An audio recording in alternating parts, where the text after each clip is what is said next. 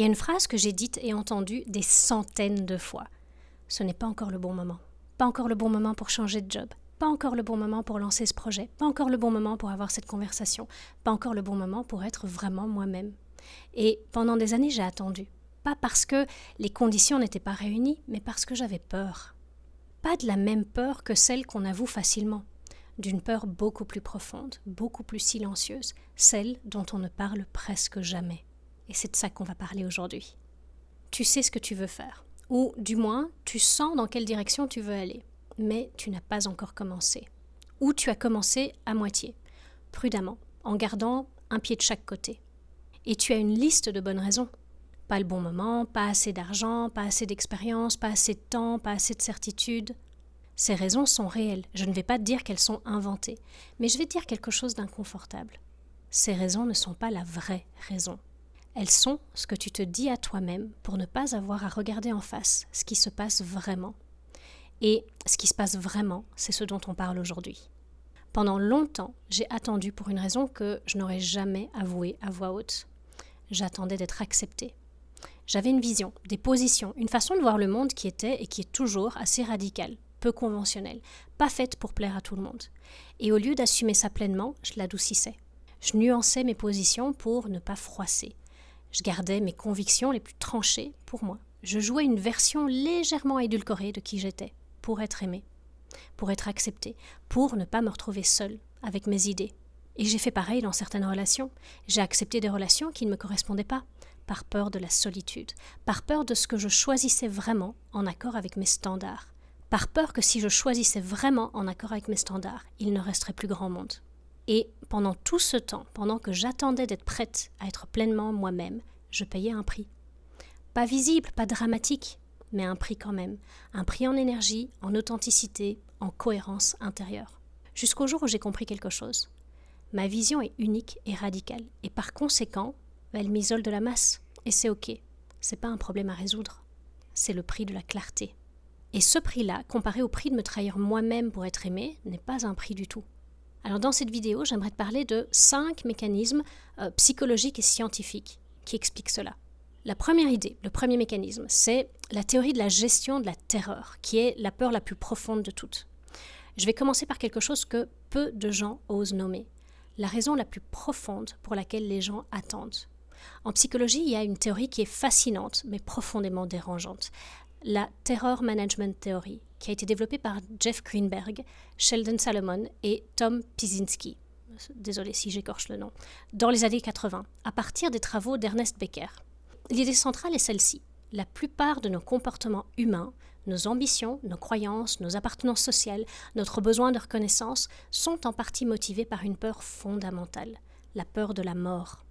Et par extension, la peur que notre existence n'ait aucun sens. Becker l'avait formulé dans son livre The Denial of Death. Nous sommes les seuls animaux qui savent qu'ils vont mourir. Et cette conscience crée une anxiété existentielle que nous passons notre vie entière à gérer. Comment on la gère ? En construisant des systèmes de sens, des projets, des identités, des héritages, des appartenances à des groupes plus grands que soi. Tout ce qui nous donne le sentiment que notre vie compte, que notre passage sur Terre a laissé une trace. Et voilà où ça devient pertinent pour notre sujet. Attendre, ne pas agir, ne pas choisir, ne pas s'exposer, c'est parfois une façon de ne pas risquer de découvrir que ce qu'on construit ne compte pas vraiment. Si je ne lance pas ce projet, je ne peux pas échouer. Si je ne m'expose pas vraiment, je ne peux pas être rejeté. Si je ne choisis pas pleinement, je ne peux pas me tromper pleinement.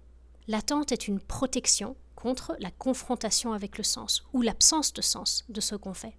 C'est pour ça que la procrastination n'est pas un problème de gestion du temps, c'est un problème existentiel.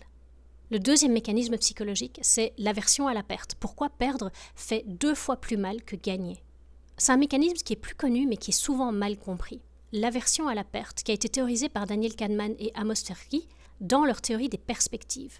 Leur découverte, elle est simple et radicale et elle a été récompensée par le prix Nobel d'économie en 2002.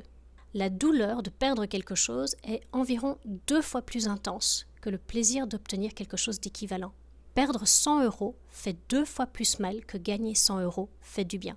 Et dans une décision professionnelle, ce mécanisme est dévastateur parce que changer, quitter, lancer, choisir implique toujours de perdre quelque chose.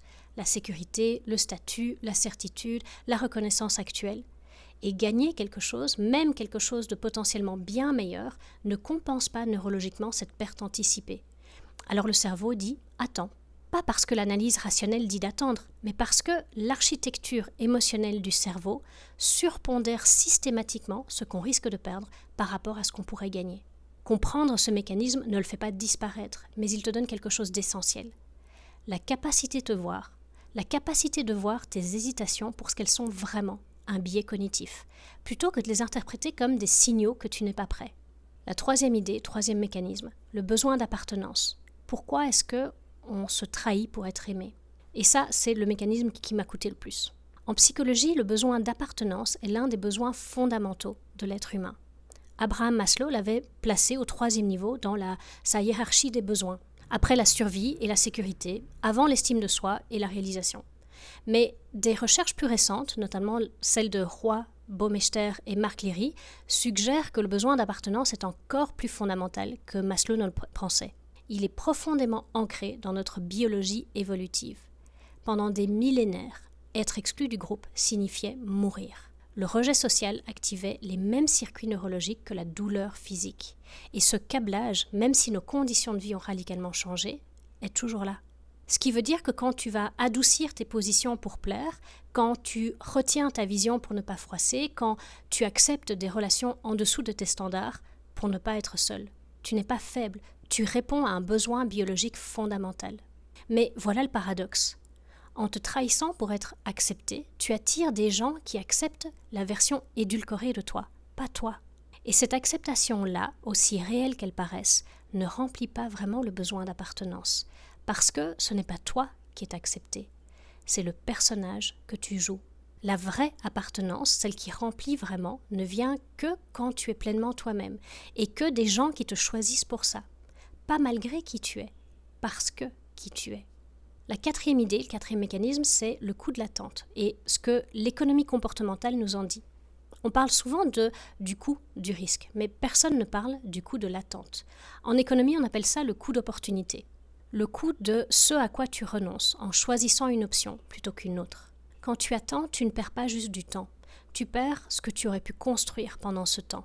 Les compétences que tu n'as pas développées, les relations que tu n'as pas créées, les projets que tu n'as pas lancés, la confiance en toi que tu n'as pas construite, la version de toi qui aurait existé si tu avais commencé plus tôt. Ce coût-là, il est invisible. Il ne se voit pas sur un compte bancaire, mais il s'accumule. Et il y a quelque chose d'encore plus subtil que l'économie comportementale a documenté, le regret. Les recherches de Thomas Gilovich et Victoria Medvec ont montré quelque chose de contre-intuitif. À court terme, les gens regrettent davantage leurs actions que leurs inactions. Mais à long terme, sur une vie entière, les gens regrettent davantage ce qu'ils n'ont pas fait que ce qu'ils ont fait. Les opportunités manquées, les risques non pris, les voies non explorées. J'aurais dû essayer. Ces trois mots, j'aurais dû, sont parmi les plus douloureux qui existent. Ils sont presque toujours associés à l'attente, pas à l'action. La cinquième et dernière idée qu'on explore dans cette vidéo, c'est l'authenticité radicale, le prix de la clarté et pourquoi ça vaut toujours. C'est quelque chose que j'ai mis du temps à accepter. Ma vision, elle est radicale, elle m'isole de la masse, et c'est ok. En psychologie de l'identité, on distingue deux types de conformité. La conformité normative, se conformer pour être accepté socialement, pour éviter le rejet. La conformité informationnelle, se conformer parce qu'on croit vraiment que les autres ont raison. La première, elle est épuisante. Elle demande une énergie constante pour maintenir une façade.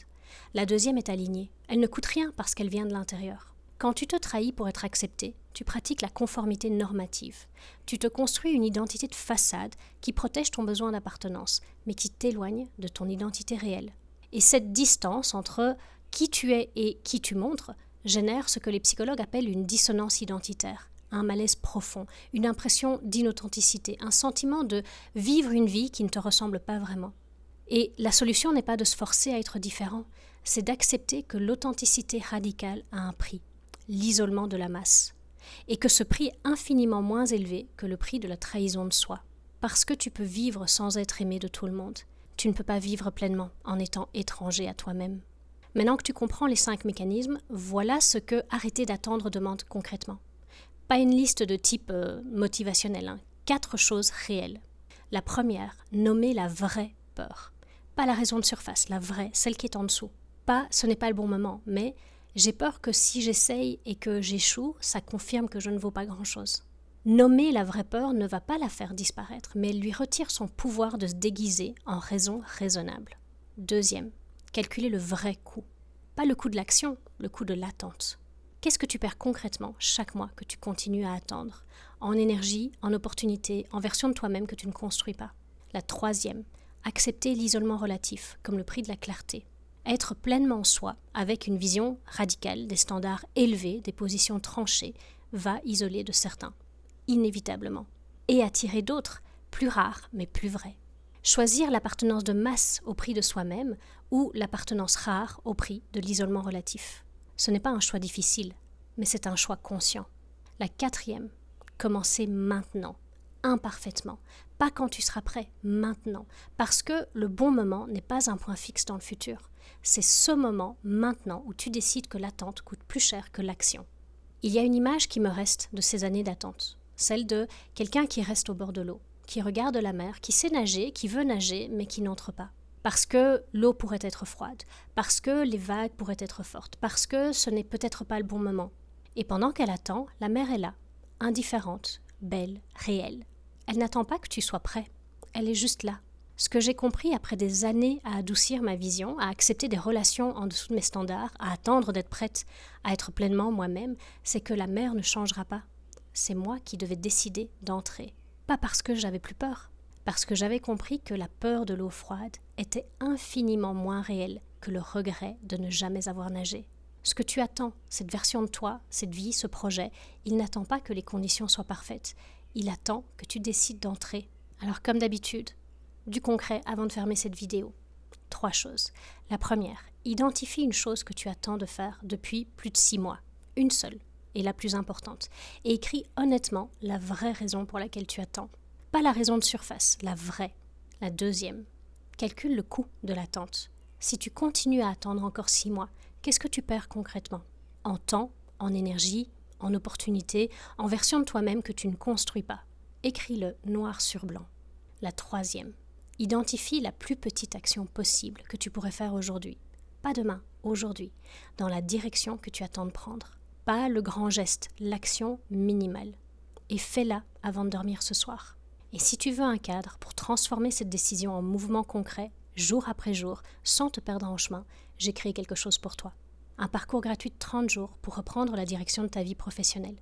Une action par jour, construite pour avancer même quand la peur est là. Le lien est en description. Dans la prochaine vidéo, on va parler de quelque chose de plus personnel. Les 5 décisions qui ont changé le cours de ma vie. Aucune n'était planifiée. Et ce que chacune m'a appris sur la façon dont les vraies décisions se prennent. À très vite. Bye.